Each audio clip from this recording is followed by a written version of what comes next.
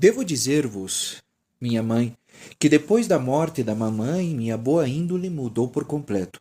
Tão viva, tão expansiva que era, fiquei tímida e frouxa, sensível a mais não poder. Bastava um olhar para me desfazer em lágrimas. Era preciso que ninguém me desse maior atenção para me sentir contente. Não podia tolerar a companhia de pessoas estranhas e só recuperava minha alegre disposição na intimidade da família.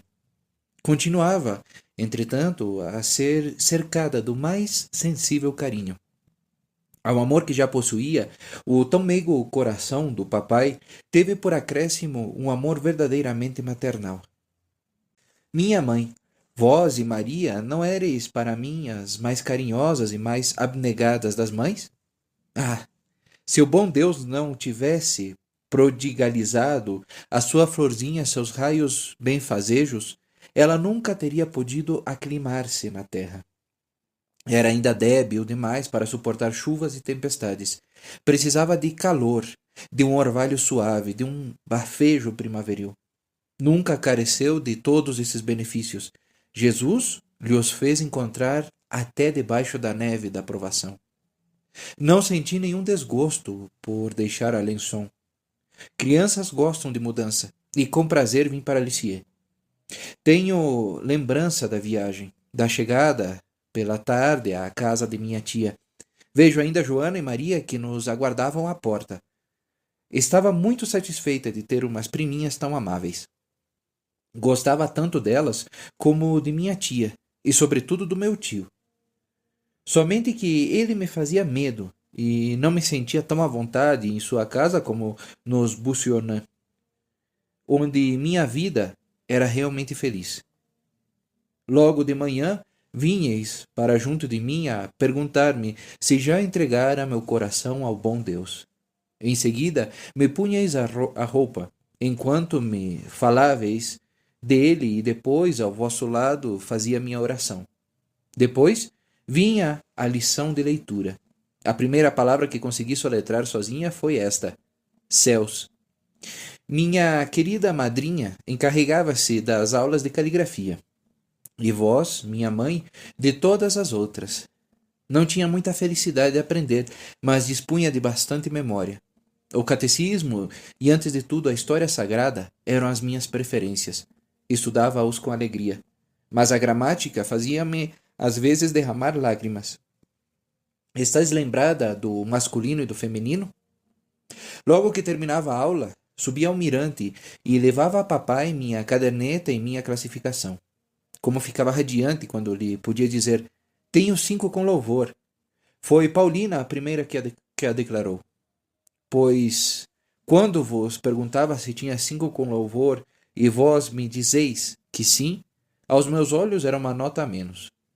Vós também me dáveis bons pontos, e quando tinha alcançado certo número deles, ganhava um prêmio e uma folga. Lembro-me de 14, que os dias de folga se me afiguravam mais longos do que os demais, o que vos dava prazer por demonstrar que não apreciava ficar sem nenhuma ocupação. Todas as tardes ia a pequeno passeio com papai. Fazíamos juntos nossa visita ao Santíssimo Sacramento e cada dia visitávamos uma nova igreja. Assim entrei pela primeira vez na Capela do Carmelo. Papai mostrou-me as grades do coro, dizendo-me que atrás delas haviam religiosas. Muito longe estava de pensar que, 9 anos mais adiante, me encontraria entre elas. Depois do passeio, durante o qual papai me comprava sempre um presentinho de 1 ou 2 soldos, recolhia-me em casa. Fazia então minhas lições. A seguir, ficava todo o resto do tempo a saltitar no jardim em volta do papai, pois não sabia brincar com boneca. Para mim, era grande alegria preparar chás com grãozinhos e com cascas de árvores que encontrava pelo chão.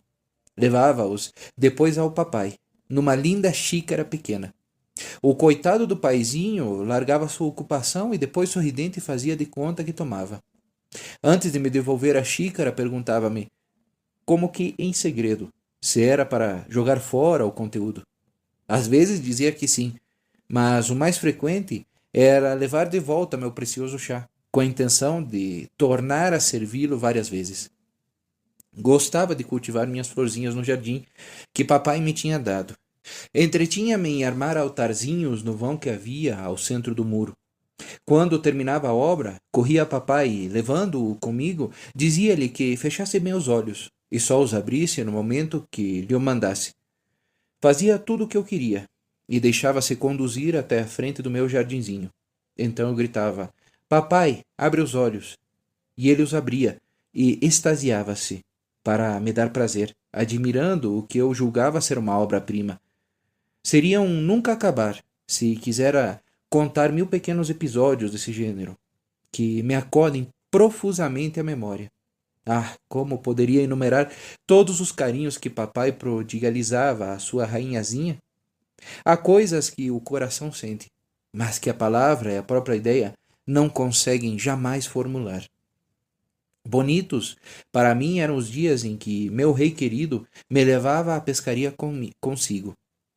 Tinha tanto amor ao campo, às flores e às aves.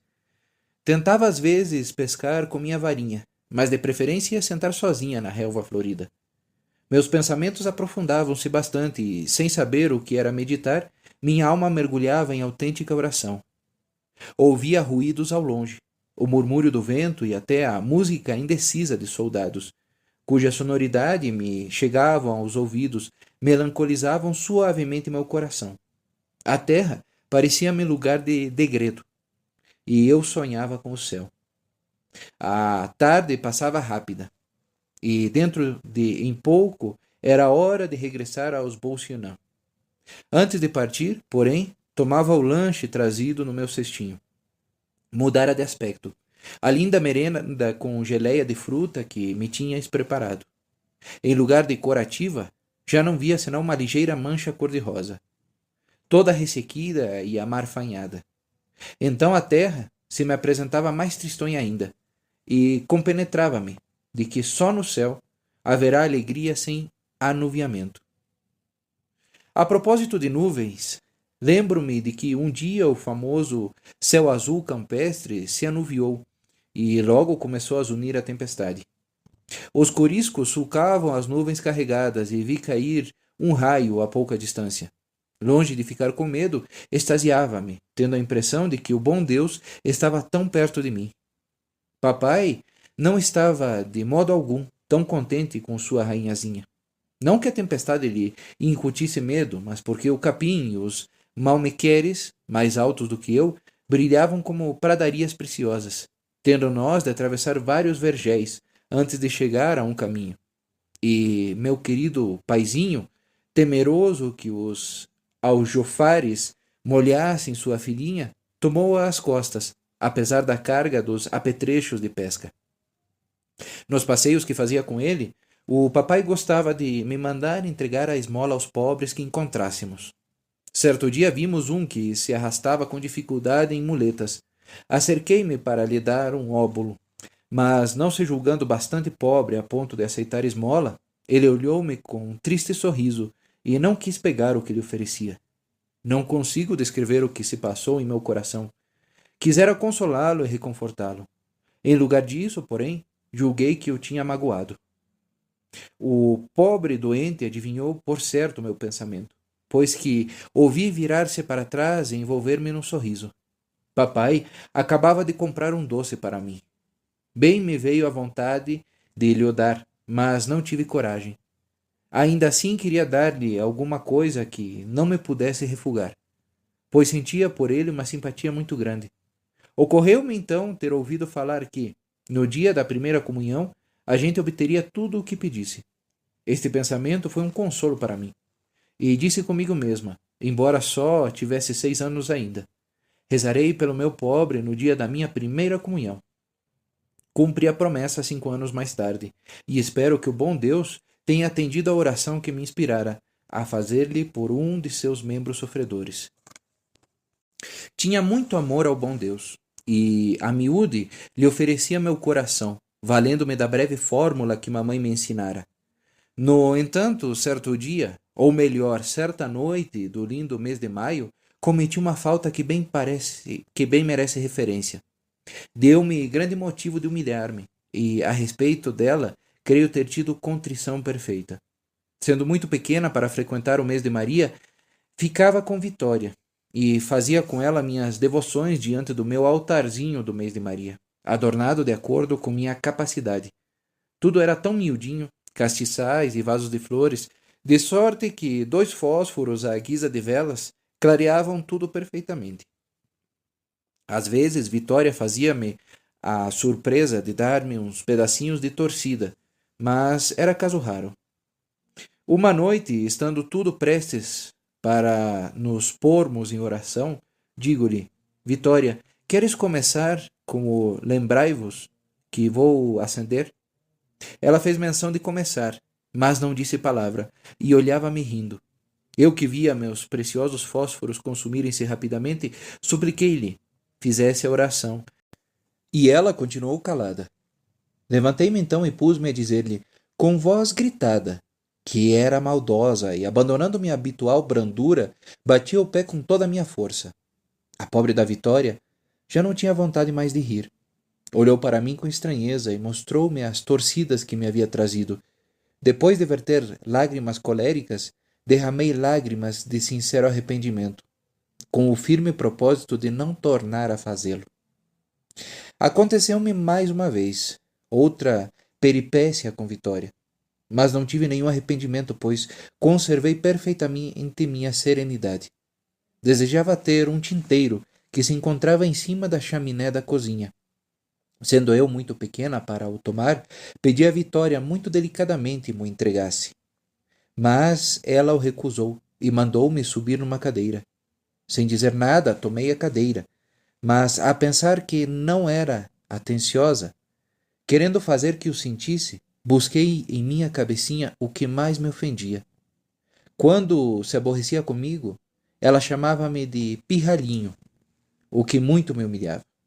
Então, antes de pular da minha cadeira abaixo, virei-me com dignidade e disse-lhe: Vitória, sois um pirralho.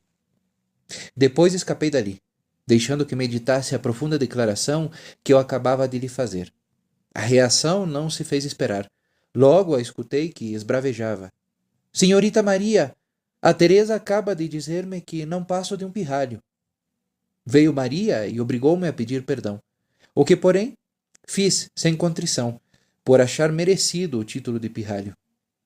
Uma vez que não quis estender seu grande braço para me prestar um pequeno serviço. Entretanto, ela me queria muito e também eu gostava muito dela. Um dia, tirou-me de grande risco em que caíra por culpa minha. Estava a Vitória a passar roupa e tinha ao lado um balde com água dentro. Eu, porém, olhava para ela a baloucear-me numa cadeira. E era hábito meu. E de repente me escapa a cadeira e caio. Não no chão, mas no fundo do balde. Os pés tocavam na cabeça, e eu abarrotava o balde como o pintinho abarrota o ovo. A pobre da Vitória contemplava-me com um extremo de surpresa, pois nunca tinha visto situação igual. Tinha todo o empenho de safar-me quanto antes do meu balde, coisa que resultava impossível. Minha prisão era tão ajustada que eu não lograva fazer nenhum movimento. Com um pouco de dificuldade, ela salvou-me do meu grande perigo, mas não salvou minha roupa e tudo mais, de sorte que tive de trocar a roupa, pois estava molhada que nem um pinto. Outra ocasião, caí dentro da lareira. Felizmente, o fogo não estava aceso. Vitória não teve senão o incômodo de levantar-me e sacudir a cinza que ficara coberta. Foi numa quarta-feira, quando estáveis no ensaio de canto com Maria, que todos esses reveses me aconteceram. Foi também numa quarta-feira que o padre Dusselier veio visitar-nos. Como Vitória lhe dissesse que não havia ninguém em casa senão Teresinha, ele entrou na cozinha para me visitar e olhou minhas lições. Muito desvanecida, fiquei sem receber meu confessor, porque pouco tempo antes me tinha confessado pela primeira vez. Que suave lembrança para mim. Aqui, antes de terminar o vídeo, eu gostaria de fazer uma reflexão própria como é bonita a história do santo e como se parece a história, bom, a história da infância de Santa Teresinha, como não é algo diferente da infância das crianças em geral.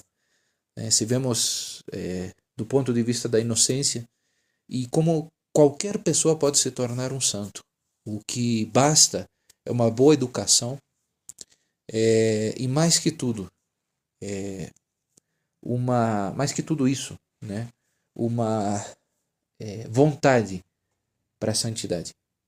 Me sinto, não sei se comovido, mas mais que tudo esperançado lendo esse livro, como cada um de nós pode ser santo. Basta que Deus nos dê a graça e a gente aceite essa graça. E, bom, Deus sempre nos dá essa graça da santidade. O que resta a nós é agarrarmos com as duas mãos.